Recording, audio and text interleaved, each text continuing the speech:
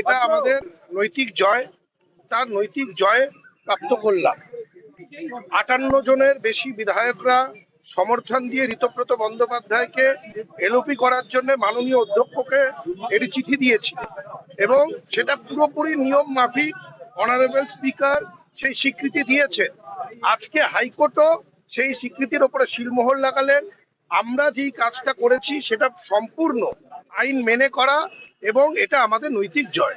আপনাদের সাথে ৫৮ জনের বেশি বিধায়ক এই মুহূর্তে রয়েছে, তাদেরকে সঙ্গে নিয়ে আপনারা কি আজকে স্পিকারের সঙ্গে দেখা করে আপনাদের তরফ থেকে কোনো চিঠিও জমা করে দেবেন? দেখুন, বিধায়কের সমর্থনের সংখ্যা বাড়ছে, প্রায় প্রতিনিয়ত সংখ্যা বাড়ছে এবং যারা যারা সমর্থন আমাদেরকে দিচ্ছেন সেই চিঠিও আমরা মাননীয় স্পিকারকে দিচ্ছি। আজকে আমাদের সেশন শুরু হচ্ছে 2026-এর প্রথম সেশন। আমরা যেই উদ্দেশ্য নিয়ে এই ব্লকটাকে তৈরি করেছি, যেটা প্রিন্সিপাল অপোজিশন, আমরা সেটাকে নিয়ে এগিয়ে যাব।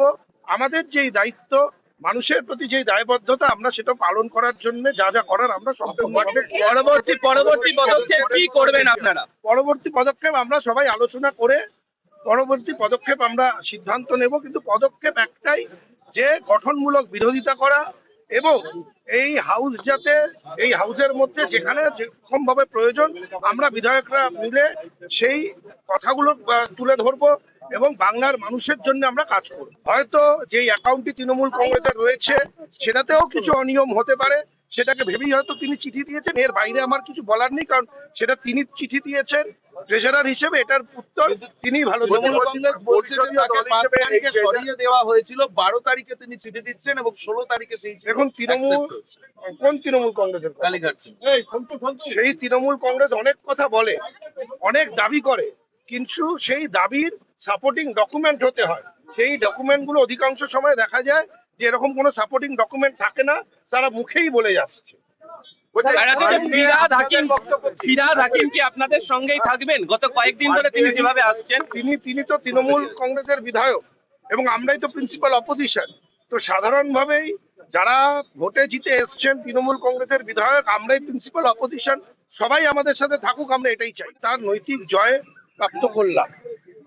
৫৮ জনের বেশি বিধায়করা সমর্থন দিয়ে ঋতব্রত বন্দ্যোপাধ্যায়কে এলওপি করার জন্য মাননীয় অধ্যক্ষকে একটি চিঠি দিয়েছি এবং সেটা পুরোপুরি নিয়ম মাফিক অনারেবল স্পিকার সেই স্বীকৃতি দিয়েছে।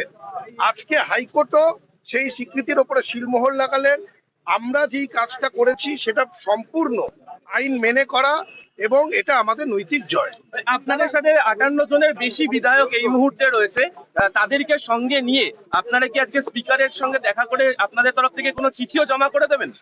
দেখুন, বিধায়কের সমর্থনের সংখ্যা বাড়ছে, প্রায় প্রতিনিয়ত সংখ্যা বাড়ছে এবং যারা যারা সমর্থন আমাদেরকে দিচ্ছেন সেই চিঠিও আমরা মাননীয় স্পিকারকে দিচ্ছি। আজকে আমাদের সেশন শুরু হচ্ছে 2026-এর প্রথম সেশন। আমরা যেই উদ্দেশ্য নিয়ে এই ব্লকটাকে তৈরি করেছি, যেটা প্রিন্সিপাল অপোজিশন, আমরা সেটাকে নিয়ে এগিয়ে যাব। আমাদের যেই দায়িত্ব, মানুষের প্রতি যেই দায়বদ্ধতা, আমরা সেটা পালন করার জন্য যা যা করার আমরা সম্পূর্ণভাবে পরবর্তী পদক্ষেপ কি করবেন আপনারা? পরবর্তী পদক্ষেপ আমরা সবাই আলোচনা করে পরবর্তী পদক্ষেপ আমরা সিদ্ধান্ত নেব, কিন্তু পদক্ষেপ একটাই, যে গঠনমূলক বিরোধিতা করা এবং এই হাউস যাতে এই হাউসের মধ্যে যেখানে যেরকম ভাবে প্রয়োজন আমরা বিধায়করা মিলে সেই কথাগুলো তুলে ধরবো এবং বাংলার মানুষের জন্য আমরা কাজ করব। হয়তো যেই অ্যাকাউন্টটি তৃণমূল কংগ্রেসের রয়েছে সেটাতেও কিছু অনিয়ম হতে পারে, সেটাকে ভেবেই হয়তো তিনি চিঠি দিয়েছেন। এর বাইরে আমার কিছু বলার নেই, কারণ সেটা তিনি চিঠি দিয়েছেন ট্রেজারার হিসেবে, এটার উত্তর তিনি ভালো। সরিয়ে দেওয়া হয়েছিল 12 তারিখে তিনি চিঠি দিচ্ছেন এবং 16 তারিখে সেই এখন কোন তৃণমূল কংগ্রেসের কালীঘাট সেই তৃণমূল কংগ্রেস অনেক কথা বলে, অনেক দাবি করে, কিন্তু সেই দাবির সাপোর্টিং ডকুমেন্ট হতে হয়। সেই ডকুমেন্টগুলো অধিকাংশ সময় দেখা যায় যে এরকম কোনো সাপোর্টিং ডকুমেন্ট থাকে না, তারা মুখেই বলে যাচ্ছে। ফিরহাদ হাকিম কি আপনাদের সঙ্গেই থাকবেন? গত কয়েকদিন ধরে তিনি যেভাবে আসছেন, তিনি তো তৃণমূল কংগ্রেসের বিধায়ক এবং আমরাই তো প্রিন্সিপাল অপোজিশন। তো সাধারণভাবেই যারা ভোটে জিতে এসছেন তৃণমূল কংগ্রেসের বিধায়ক, আমরাই প্রিন্সিপাল অপোজিশন, সবাই আমাদের সাথে থাকুক, আমরা এটাই চাই।